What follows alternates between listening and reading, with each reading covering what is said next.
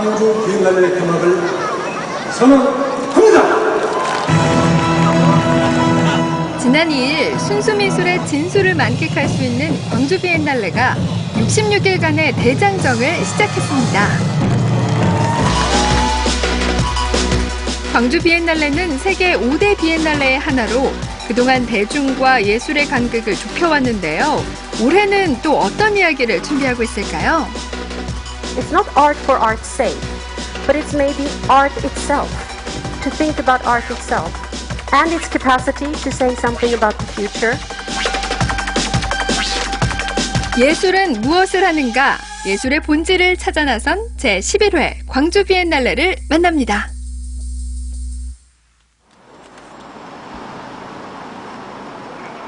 (2년에) 한 번 광주의 가을은 소문난 미술잔치로 들썩입니다. 아시아 최대 규모의 현대 미술축제 광주 비엔날레가 시작했기 때문이죠. 안녕하세요. 안녕하세요. 안녕하세요.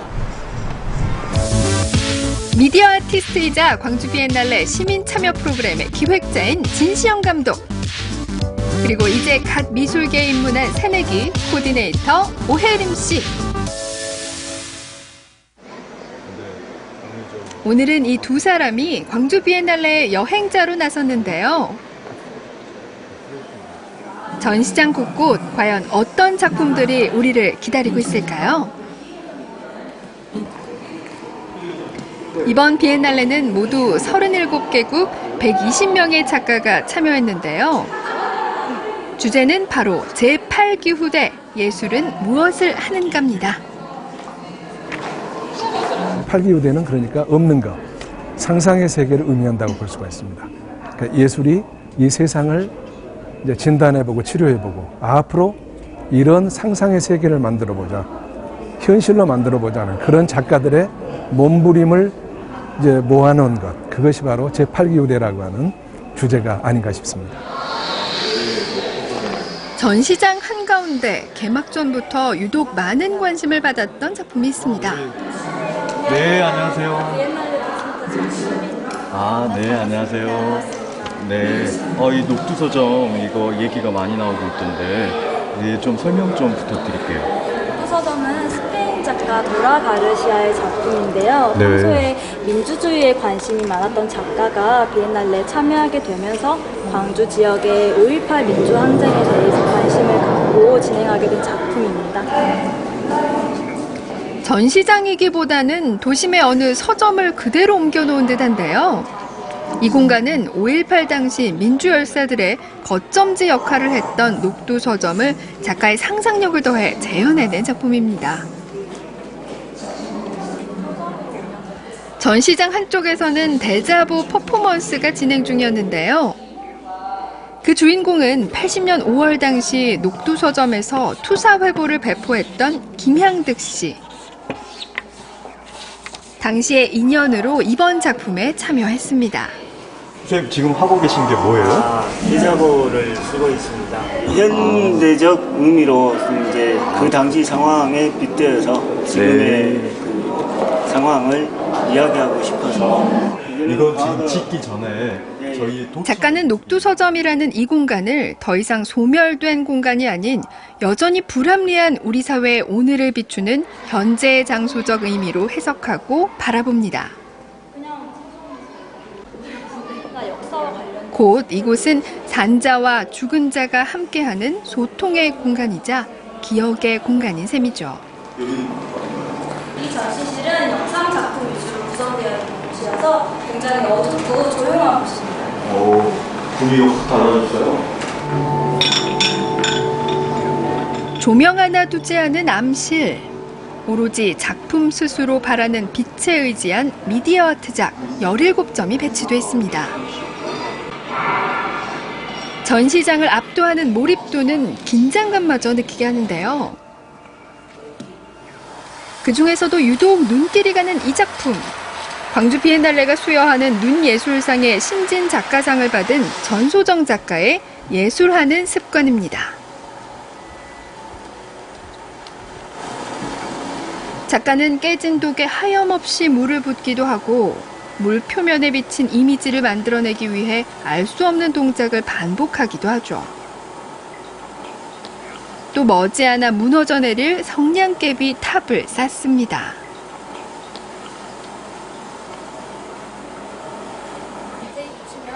어쩌면 영원히 불가능할지도 모르는 일을 반복하는 작업.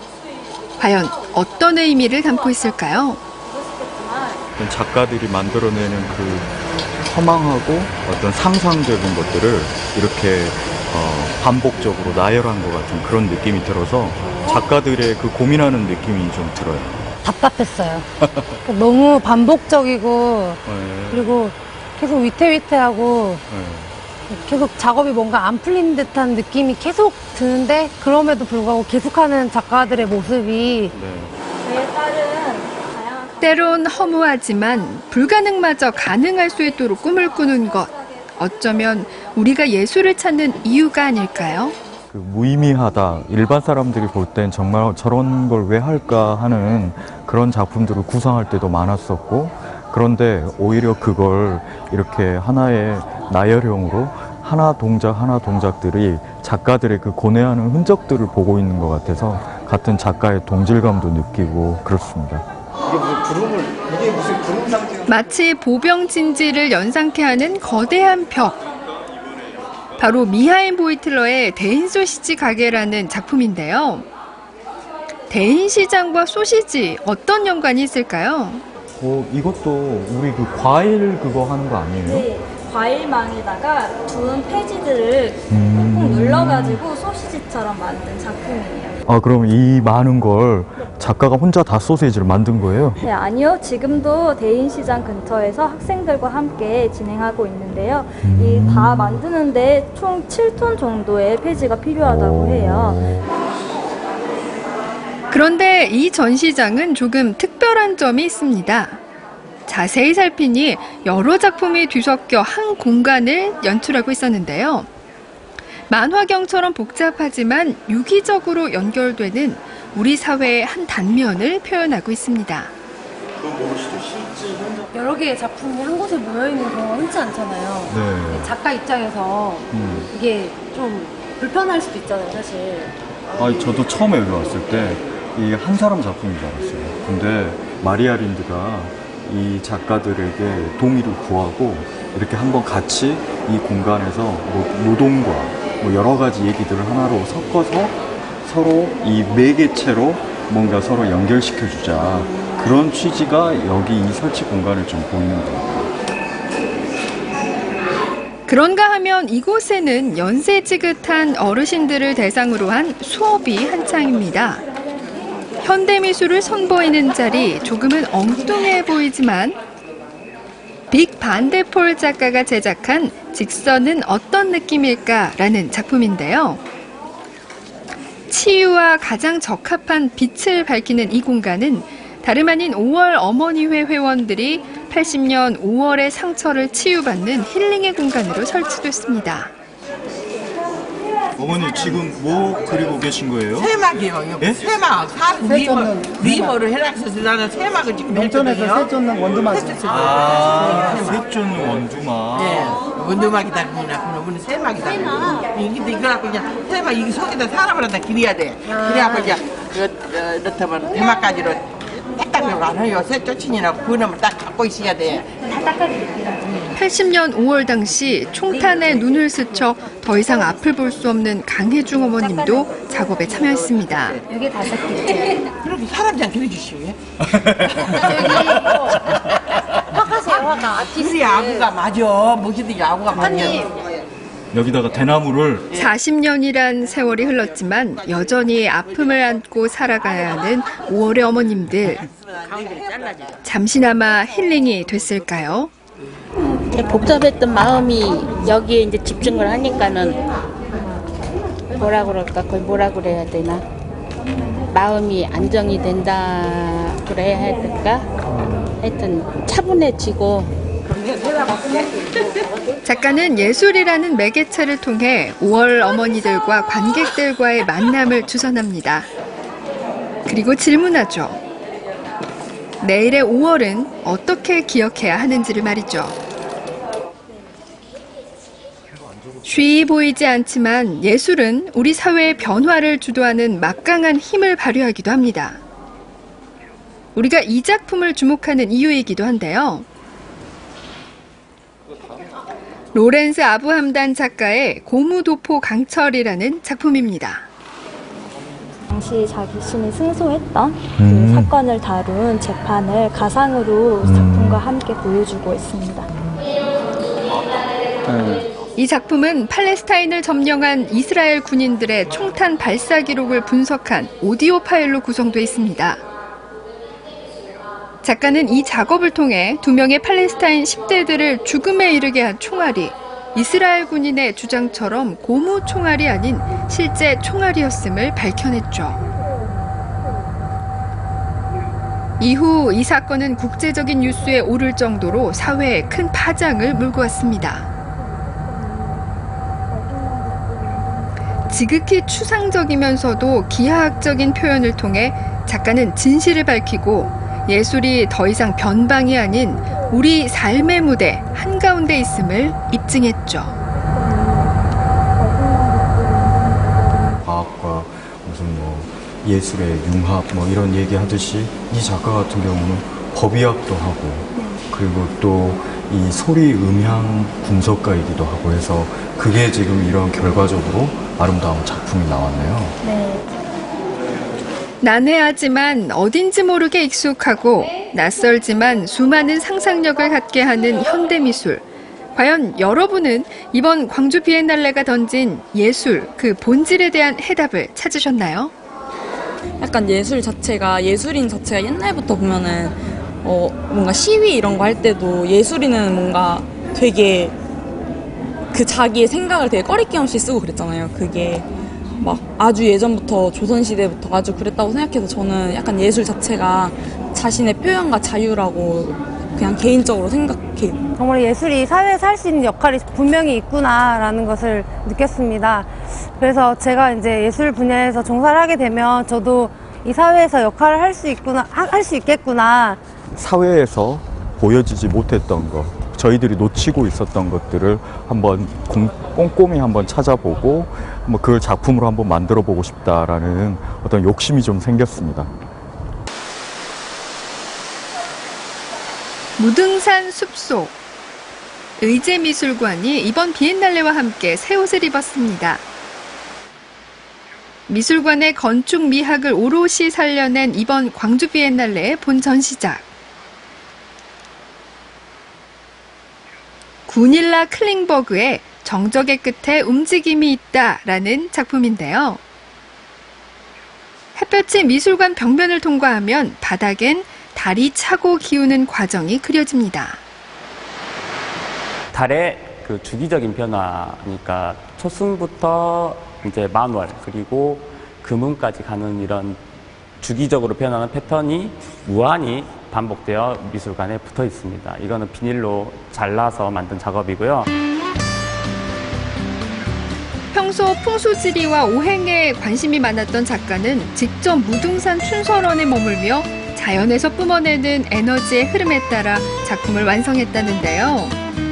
하루쯤은 마음을 비우고 자연과 하나가 돼 예술을 만끽해보는 것도 좋겠죠.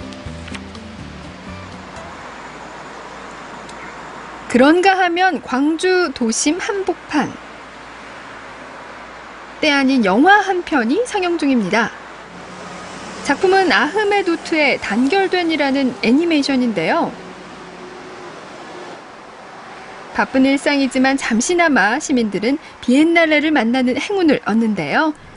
이렇게 한 발짝 더 예술과 가까워집니다. 분위기가 좋죠. 여기냐면 오고 가는 이렇게 길을 건너다가도 양쪽 건너다가도 그 화면도 보고 왔습니다. 무심결에 지나갈 뻔했는데 비엔날레 영상이라는 거를 봤어요. 그래서 이거를 사람들이 그냥 지나치지 말고 한 번 더 보면서 비엔날레도 가서 더 이렇게 접했으면 좋겠다는 생각이 듭니다. 한때 신혼 예물을 찾는 이들로 문전성시를 이루었던 충장로의 금은방거리. 언젠가부터 시간이 멈춘 듯 이 골목엔 적막감마저 돌기 시작했는데요.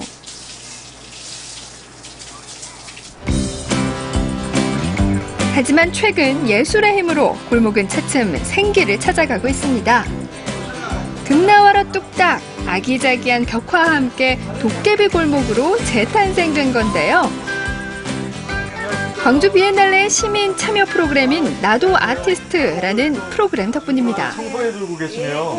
상품화 한번 해보려고 그런 계획을 갖고 있습니다. 그때 제가 왔을 때 보니까 이거 스케치. 놀랍게도 죽어가던 골목에 예술이라는 새 옷을 입힌 작가는 이곳에서 상점을 운영하는 65살의 김종수 씨입니다. 묵은 금골목을 이번에 광주 비엔날레 나도 아티스트라는 작품 있어서 거기 참여하게 됐습니다. 그래서 선정이 돼서 그 선정된 계기로 인해서 그 작품을 주민들과 상의 끝에 금골목에다가 설치하면 좋겠다 동의를 받아서 설치하게 됐습니다. 그동안 방치됐던 골목은 이제 주민들이 알뜰살뜰 챙기는 공간으로 대변신했는데요. 비로소 예술이 주는 행복을 새삼 깨닫는 중입니다. 정말 좋아요. 저희도 여기서 가게를 하지만 그 손님들이 오면서 가면서 손님 아닌 분들도 일반인들도 지나가면서 이렇게 쳐다보니까 저희 가게도 별로 깨끗한 가게는 아닌데 더 이제 산뜻해 보이죠. 광주의 한 초등학교. 두근두근 마음호라는 광주 비엔날레 시민 프로그램 작품이 전시 중입니다. 오늘은 6학년 학생들이 전시 체험에 나섰는데요. 오늘만큼은 누구라도 비엔날레 작가가 되어 그동안 꿈꿨던 바람들을 마음껏 상상해봅니다. 꿈을 써내려가는 아이들의 표정이 제법 진지하죠? 또박또박 간절한 꿈을 메모하는 아이들, 과연 어떤 이야기를 담았을까요? 제가 엑소를 진짜 좋아해서 엑소 만나기랑 엑소 콘서트 가기를 적었어요. 가족 건강하고 행복하게 해주고 그리고 아빠 얼굴 많이 나오게. 두근두근 설레는 마음으로 써내려간 친구들의 꿈은 하나의 예술 작품으로 또 우리 친구들 가슴 속에 영원한 추억으로 남겨질 테죠. 저희 반 학생들이 이번에 이걸 참여하게 되면서 스스로 비엔날레 작가라는 의식을 좀 가지게 되는 것 같고 기회가 되면 가보려고 하는 생각도 하면서 또 저희 학교 안에 이런 공간이 있고 자신들이 만들었다는 것에 대해서 엄청나게 큰 자신감과 긍지를 얻게 되었거든요. 예술이 뭐 별건가요? 마음껏 꿈꾸고 마음껏 상상하고 오늘보다는 더 즐거운 내일을 소망하는 것, 바로 우리가 바라는 진짜 비엔날레 아닐까요? 나도 아티스트 비엔날레 사랑해요.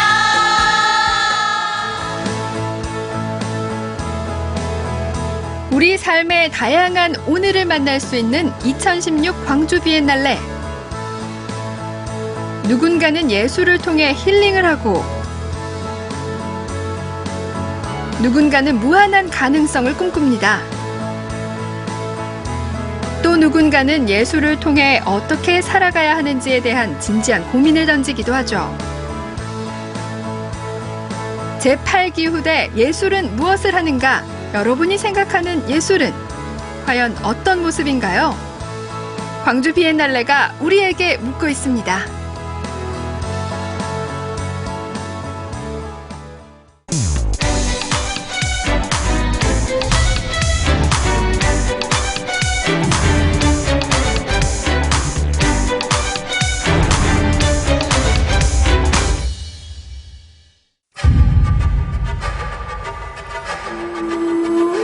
마치 보이지 않는 문을 열고 들어선 것처럼 북을 앞에 두고 앉는 순간 새로운 세계를 마주하게 됩니다.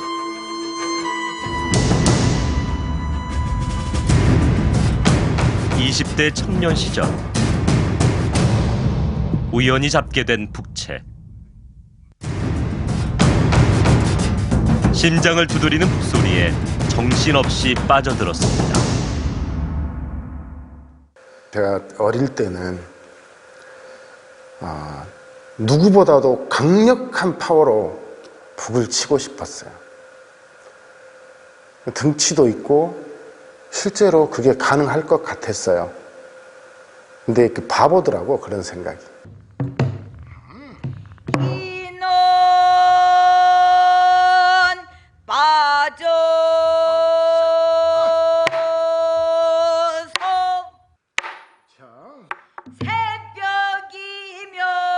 소리를 밀고 당기며 가락을 맺고 푸는 소리꾼. 그 소리를 장단으로 품어주는 이가 고수라는 걸 이젠 알고 있습니다.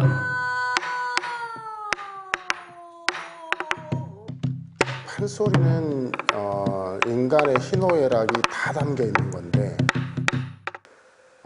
소리꾼 혼자 그것이 표현이 되는 게 아니고 그걸 훨씬 더 강한 색채감을 더해주는, 그게 고수의 큰 역할이다. 눈물이 뚝뚝뚝. 소리꾼의 가락이 건네는 얘기에 고수는 장단으로 화답합니다. 그렇게 소리판과 관객의 흥을 이끌어냅니다.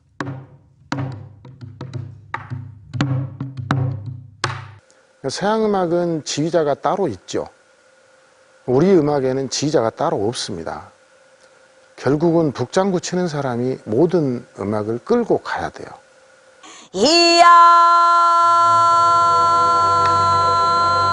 소리판의 감독이자 지휘자인 북제배 고수.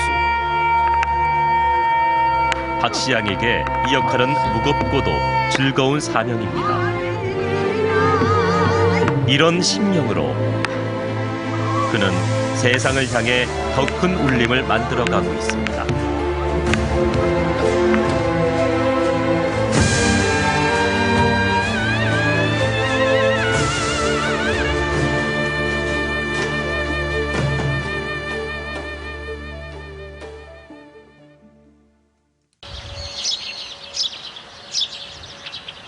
(3년) 전 박시양은 한적한 시골로 터를 옮겼습니다.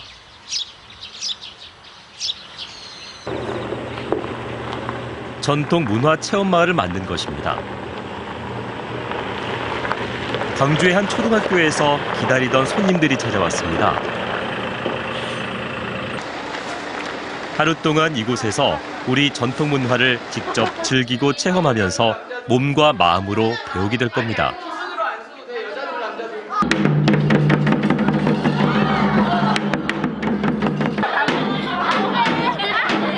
어쩌면 난생 처음 봤을 전통 털놀이. 아이들은 스스럼 없이 빠져듭니다.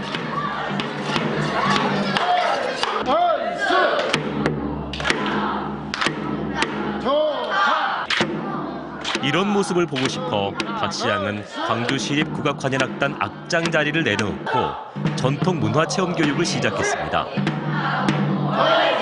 어렸을 때 이렇게 하면서 즐거워해본 기억이 아주 오래 갈 거란 얘기죠.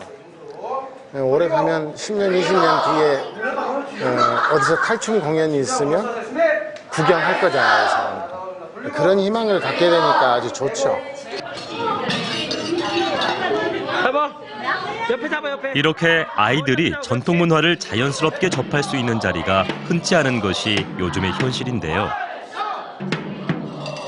이 한 번의 체험으로 많은 것을 가르치겠다는 욕심은 없습니다. 그저 즐겁게 놀다 갈 수 있는 놀이판을 만들어주고 싶었습니다. 태어나서 처음으로 하는 건데 재미있고 나중에 한 번 더 와서 이번에는 다른 것도 한번 춤을 춰보고 싶어요. 요즘에는 다 이런 걸 안 듣고 핸드폰으로 다 듣는데 이렇게 직접 보고 듣고 하니까 옛날 게 아니라 우리나라 전통 문화라는 걸 다시 한번 느꼈어요. 박시양 역시 어떤 무대에서보다 신명이 나는데요. 이렇게 대대로 이어져 우리 안에 잠들어 있는 문화의 DNA를 깨워나갈 것입니다.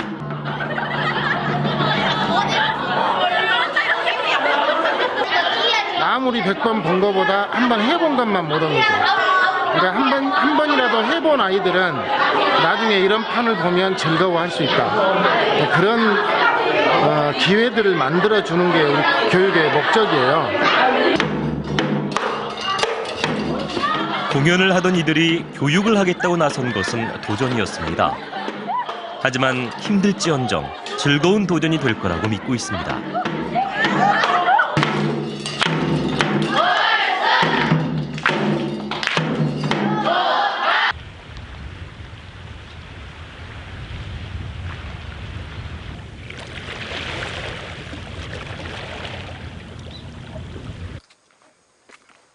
박시양이 처음 북을 잡은 것은 대학 시절이었습니다. 우연처럼 운명처럼 들어서게 된 국악의 길이 어느덧 30년에 접어들고 있습니다. 그런데 무대에 서는 일은 아직도 낯설고 어렵기만 합니다. 어쩌면 평생 익숙해지기 힘든 일인지도 모르겠습니다. 사실은 연습할 때나 공연할 때나 이제 촌스럽게 떨려요. 우리는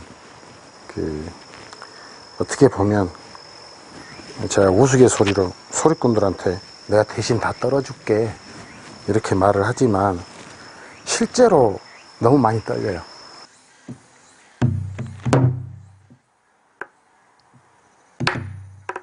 무대에 대한 두려움을 털어낼 수 있는 방법은 없습니다. 쉬지 않는 연습으로 그 두려움을 줄여갈 뿐입니다.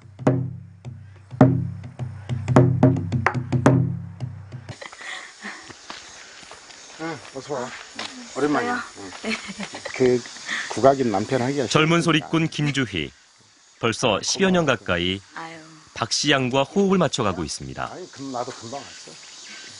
그 박사과정에 시험을 보는데 한 2시간 정도를 소리를 해야 되는데 이제 한 학기 동안 배워서 이렇게 소리를 하려니까 안 있고 막 힘들고 그래서 조금 시험 날짜는 있고 그래서 이제 공연을 했는데 끝나고 나서 저희 지도 교수님이 박지양 선생님이 아니면 이 공연을 못했을 거다 그렇게 말씀을 하시더라고요. 선생님이 그거를 나중에 이렇게 딱 채워주신 거를 나중에 알았어요.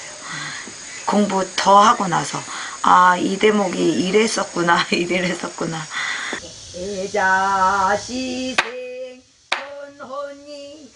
두 사람은 춘향가 발표회를 준비하고 있는데요. 전승이 끊겼다가 최근에 복원된 동편제의 거장 박봉술 선생의 소리를 이은 것입니다. 다 힘든 이유가 소리에 힘을 써서 힘들어야 되지. 내가 느끼기에는 자꾸 끝을 이를테면 뭐라 서양막식으로 말하면 레가토로 마디를 꽉꽉 채운단 말이고요. 숨 쉴 시간이 너무 짧다. 그렇지. 그러니까 호흡이 불안해지고 느린 소리를 하게 되면 그냥 기운이 박쳐서 못하는 거죠. 몇 시간씩 이어지기도 하는 판소리. 고수는 소리꾼이 기댈 수 있는 버팀목이기도 합니다.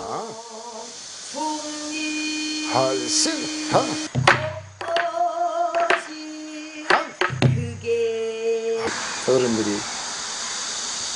늘 그 고수가 뭐냐, 뭐를 해야 되냐 이런 역할을 이야기할 때 항상 어떤 분이나 빼놓지 않고 이야기하는 게 가만히 앉아 있는데 무대의 반을 채워줘야 된다.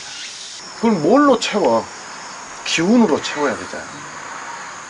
아무리 화려한 기술을 부려봐야 기술로는 무대의 반을 채울 수가 없어. 궁극적으로는 그 사람에게서 나오는 기운이지. 그래서 고수가 맥을 짚어야 소리의 길이 열린다고도 했습니다. 반주자인 동시에 지휘자인 고수. 박시양은 갈수록 자신이 앉은 고수의 자리가 막중함을 느낍니다.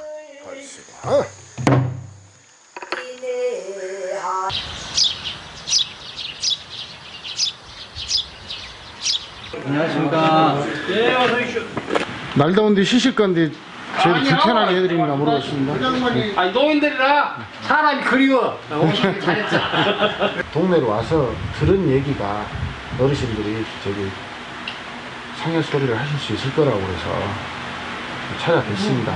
어째서 해필로 새소리를 넣고 보려게 앞에 음정 맞춰.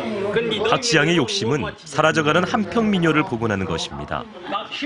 그 시작이 상여 소리를 제록하는 것이죠. 빈 상여를 3번 놀리잖아요. 네. 그건 왜 그걸 해요? 나는 못 떠오르고도 했어. 어른들 한게 언갑이다 하고. 특별히 상여 소리만 관심이 있는 건 아니지만 급격히 없어져 버린 너무 빠른 시간 안에 장례 문화가 바뀌면서 없어져 버린 요런 쪽에 속해 있는 것이라 좀 급한 부분이 있어요. 이 상여 소리는. 상여 소리 지금 앞소리 현재가 설정이 오래된 게 듣지마 보면 다 나오는 것이 그것이. 아니 들려도 다 잊어버리고. 저건 내 가는 맞다 할음 자네 딸 잘도 없다고 자랑을 하지 마서 그려. 한 마을에서 평생 동고동락했던 이들의 하늘길을 노래로 배웅했던 상여 소리. 놀자고 낙노를 하네 그려. 아직도 이런 앞소리꾼들을 종종 만날 수 있는데요. 하지만 상여 소리는 이분들의 기억에서조차 가물가물해져 가고 있습니다.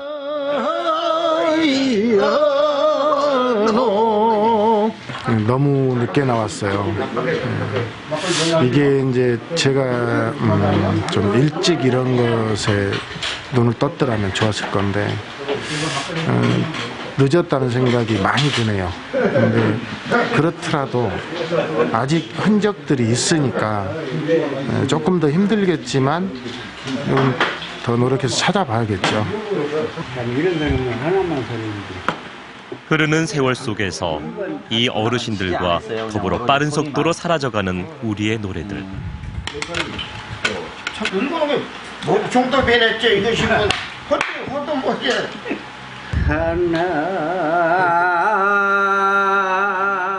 기억 저편에서 힘겹게 끌어올리는 소리가 깊은 한탄처럼 이어집니다.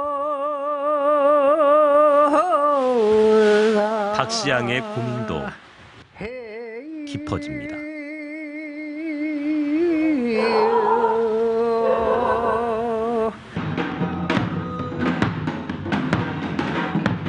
밤이 되면 마을회관은 장구소리 쟁쟁한 노래방으로 변신합니다. 이것 또한 전남문화관광재단의 지원을 받아 박시양이 버려놓은 판인데요. 노동요를 함께 배워가는 중입니다. 장구를 하나 둘 둘 둘 셋 둘 이렇게 치면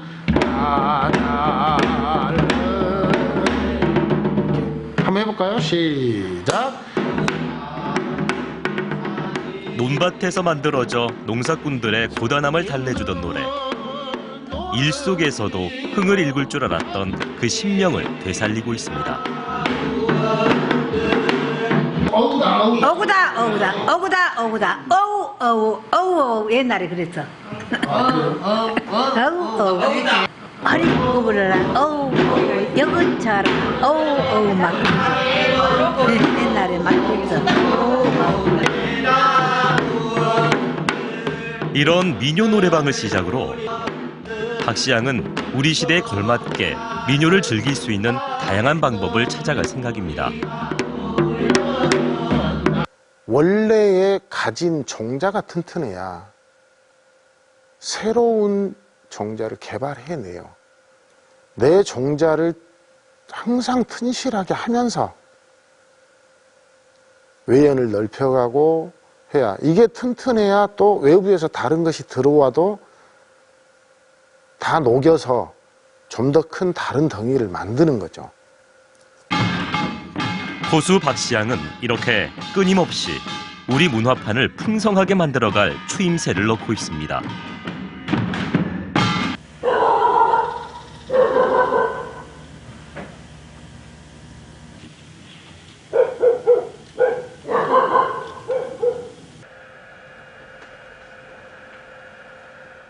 명고수였던 청암 김성권 선생의 제자이기도 한 박시양. 스승은 떠났지만 그 가르침과 남겨주신 숙제는 여전히 계속되고 있습니다.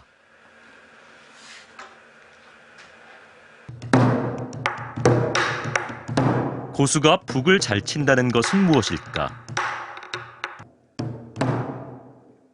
마음을 두드리는 장단은 힘이나 기교가 아니라 교감이라는 것을 깨달아갑니다. 고수가 자신의 색깔을 드러내지 않아야 소리꾼의 소리가 있는 그대로 색감이 살아난다는 거죠. 어떻게 보면 그 고수라는 게 그런 점에서 아주 외롭고 힘든 길이긴 해요.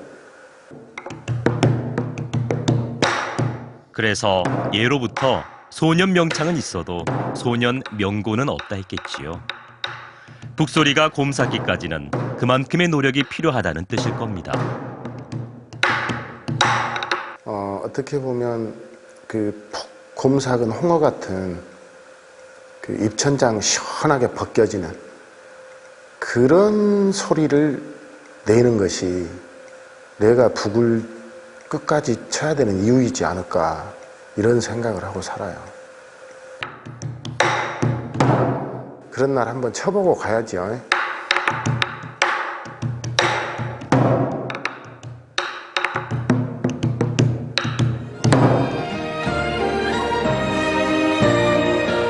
북으로 소리를 지기 하는 고수 박시양.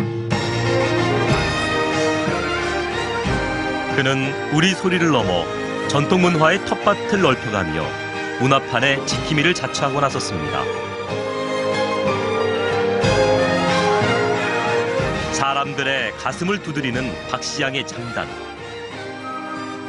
그의 인생을 바꿔놓았던 북은 이제 뿌리를 잃어가는 우리 시대에 깊은 울림을 전하고 있습니다.